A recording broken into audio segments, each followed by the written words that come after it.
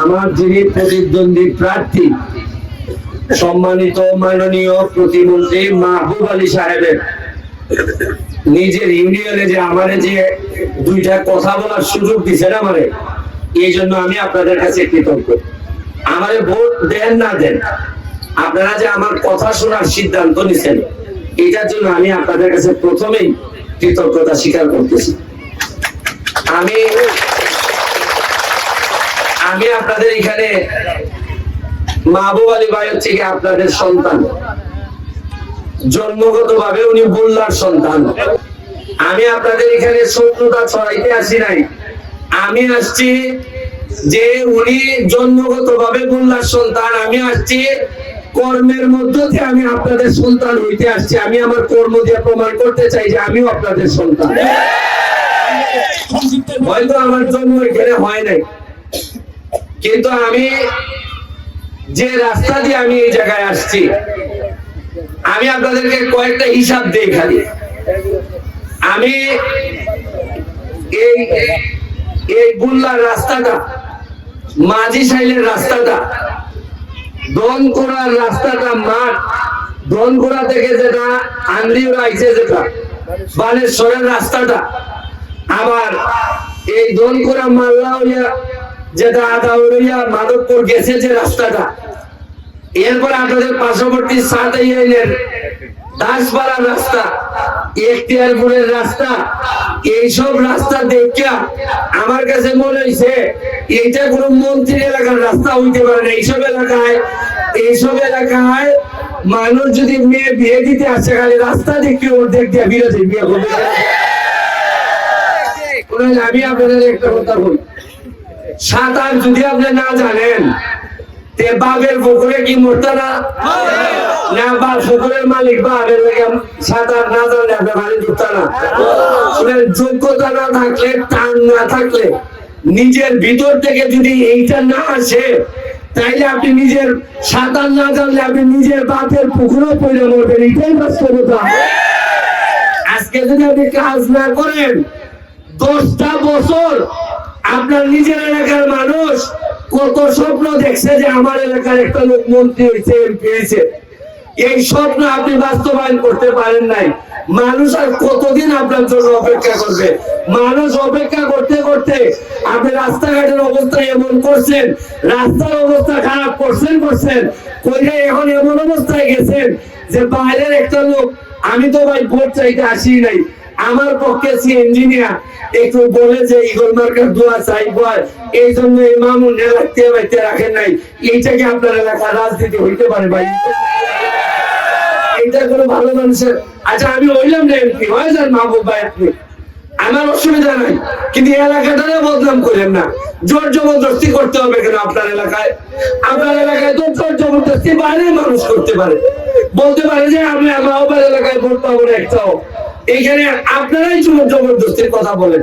আরে আপনার নিজের এলাকার মানুষ যারা জানা যায় থাকবে, তাদেরকে কি শান্তি মতো একটা ভোট দিতে দিবেন না? আপনারাই দেখ, আমার দেয়া লাগবে না। যদি আমার না দেয়, আমার কাজকর্ম যদি ভালো না হয়, দরকার নাই আমার দেয়া। আরে ভোট দেওয়ার স্বাধীনতা তো দিবেন। মানুষ এই যে কষ্ট পাইতেছে, মানুষের কি এই কষ্টের ফলে একটা ভোটও দেওয়ার অধিকার থাকবে না তাদের?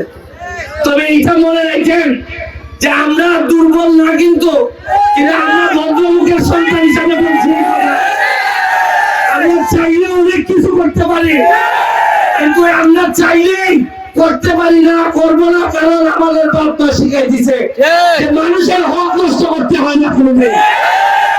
শুনেন, আমি আপনাদেরকে কথা দিয়ে যাচ্ছি, আমি ব্যারিস্টার সুমন, যদি আপনারা ইগল মার্কায় ভোট দিয়ে আমাদের নির্বাচিত করেন, আল্লাহ হাজির নাজির, আমি ব্যারিস্টার সুমনের চুনারঘাটের নিজের যে ইউনিয়ন, এই ইউনিয়নটারে যেভাবে সাজাবো, আমি কথা দিয়ে যাচ্ছি, আমি মাহবুব ভাই ইউনিয়নকে ঠিক কিভাবে সাজাবো। আপনাদের আগামীবার যেন মনে না হয় যে ব্যারিস্টার সুমন আমাদের সন্তান না। আপনারা ঘোষণা দিবেন, আমি রাস্তা উদ্বোধন করব, এই রাস্তা ঠিক করে দিব, মাঝি সাইলের রাস্তা করব, আপনারা উদ্বোধন আছেন, আপনারা ঘোষণা দিবেন যে কর্মের কারণে তুমি বুল্লার সন্তান। আমার অনেকগুলো স্বপ্ন আছে, আমার স্বপ্ন হইল যে ওয়ার্ডে ওয়ার্ডে, প্রতিটা ওয়ার্ডে ওয়ার্ডে যেখানে মাঠ নাই আমি বাচ্চাদের জন্য একটা করে মাঠ বানাই। আপনারা বলতে পারেন যে তুমি এত বড় মাঠ বানাইবা কেমন, এইটার হিসাব নিয়ে যান। মিনি বার রাতে ফুটবল খেলা হয়, দেখছেন আপনারা? এক কের বা দুই কের হইলে একটা মাঠ বানানো যায় বাচ্চাদের জন্য, বড়দের জন্য না। বড়দের জন্য তো বড় মাঠ আছে। প্রতিটা আমার সোনাঘাট মাধবপুরে, শুনেন শুনেন আমি বলি, 17 বছর আগে দনকুড়া মাঠে খেলে গেছিলাম। আন্দিউরা বলেন দনকুড়া, আমার আন্দিউরার পক্ষে হায়ারিং আনছিল, ব্রাহ্মণবাড়িয়া থেকে প্রিয়ার আনছিল দনকুড়ায়। ওই মাঠে খেলা ড্র ছিল। আমি 17 বছর পরে আইসা দেখি আগের চেয়ে অবস্থা আরো খারাপ হচ্ছে। আমি শুনেন ব্যারিস্টার হিসাবে এমপি বাদ দেন, প্রতি সপ্তাহে আমি ইনকাম করি 2.5 থেকে 3 লাখ টাকা। এইটা টাকা দিয়েই তো আমি ব্রিজ বানাইছি। আপনাদের অবগতির জন্য জানাই, মোট 49টা ব্রিজ বানাইছি নিজের টাকা দিয়ে। এর মধ্যে 47টা বানাইছি সোনারগাঁ, একটা বানাইছি কুষ্টিয়া, আর একটা বানাইছি মাধবপুরের তেলিয়াপাড়া চা বাগানে, সুরমা চা বাগানে।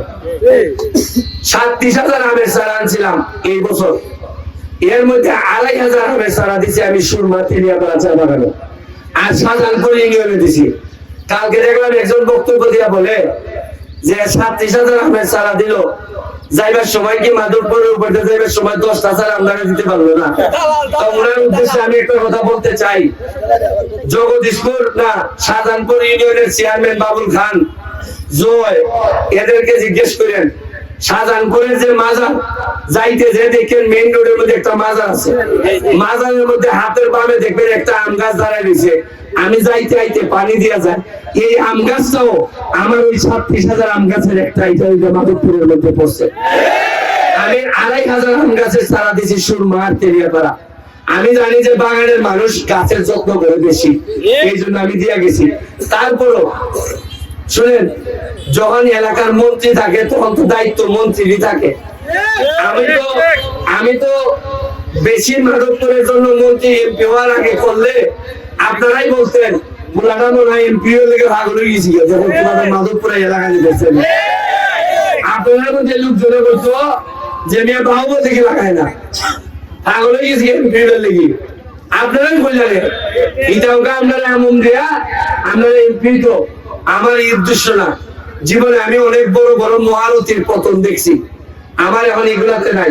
আমি স্বপ্ন দেখি আমার যদি এমপি বানান 50 লক্ষ আমের চারা লাগাইলে, ওই আম না ফলের চারা, ফলের চারা 50 লক্ষ লাগাইলে আমার একটা বিশ্বাস, এই ফল 3-4 বছরের মধ্যে যদি ফল ধরা শুরু করে, তাহলে ব্রাহ্মণবাড়িয়ার মৌলিবাজারের পাখি যা আছে সবাই নিব মাধবপুর।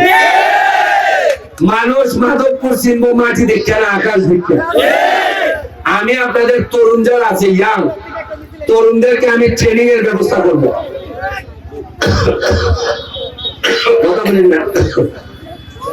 তরুণদেরকে আমি ট্রেনিং এর ব্যবস্থা করবো। ওই যে গোল্লা বাজারে বইয়া যে আড্ডা মারেন না,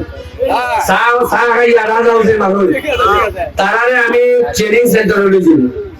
ওই মোবাইল ঠিক করা শিখো, নাইলে ফ্রিজ ঠিক করা শিখো। নৌকা নিলে